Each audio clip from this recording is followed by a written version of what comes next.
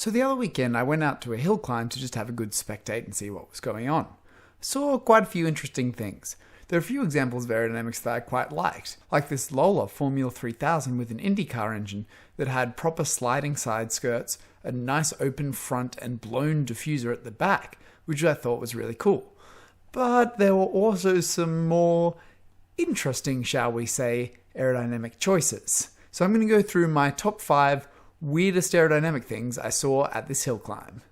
Now firstly, I should mention that this isn't a state championship round, so you probably wouldn't expect the highest tier of performance cars to be here. For example, this car here seemed to be set up purely as a drift car, even though it didn't actually have a roll cage, which I thought was a little bit odd. Sounded pretty amazing though.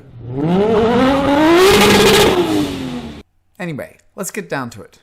Number 1 is the not-so multi-element wing. Now this one I saw on this old school, I believe it's a Holden Tirana, and full credit for this find actually goes to my dad who pointed it out to me because I didn't notice initially. But at the back it's got what looks like a multi-element wing that's been formed out of aluminium. Apparently the owner said this was by his friend who was an aircraft mechanic. But if you have a look, the slot has actually been filled by the rear element of the second wing. So there's actually no slot gap at all. Well, there's about a 1mm slot gap, but basically you're not going to be seeing very good energization of the flow at all. Which isn't that bad because a single element wing probably wouldn't be stalled out at this angle of attack either, but they kind of missed the purpose of a multi-element wing. Turned out that wasn't the only car though. This car, even though I liked its Venturis, also had the same style of rear wing without a proper multi-element setup. I guess this is what they use for old school tech because it's kind of like an aircraft, but it's not really how modern race car wings work their best.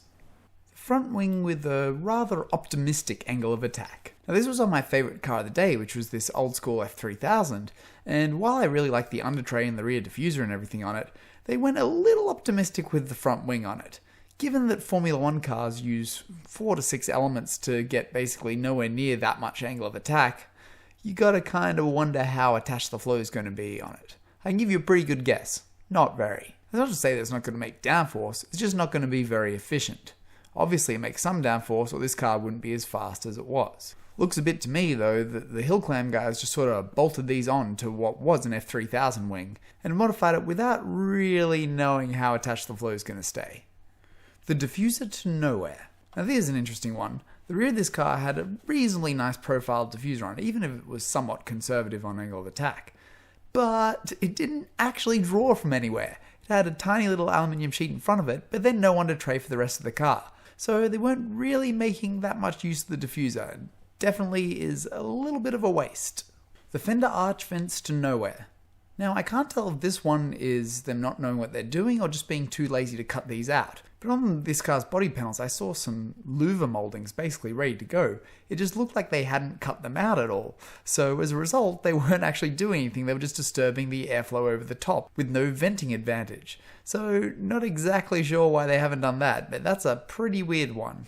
I really hope that they're just going to get around to it at some point, just haven't done it yet. The weirdest triple element wing I've ever seen. This actually came from the same car that had the diffuser to nowhere. Now, as opposed to the double element case where the guy was running it too hard, in this triple element case the guy had obviously tried to compensate for the severe angle of attack, and I wish I got more shots of this wing, but basically the second element he put in didn't have any angle of attack at all, and then the third element had a huge amount of angle of attack. So the second element was kind of just sort of promoting separation off the third, so I'm not quite sure what was going on there. To make matters worse, the third element was just a bent flat plate, as in it had a crease bend, it wasn't curved. So this was a really odd wing, and it was made even more odd by the fact that the guy had put a carbon wrap on the aluminium second element. I just feel like stuff like carbon wrapping is kind of out of place in any sort of serious racing. Well, that was my experience of this hill climb. Hopefully you enjoyed this video. Let me know if you guys like this style of videos, and I can think about doing more of them at more sort of motorsport events that I go to. If this is your first time here and you like this video, don't forget to check out my other videos and subscribe, and hopefully see you next time.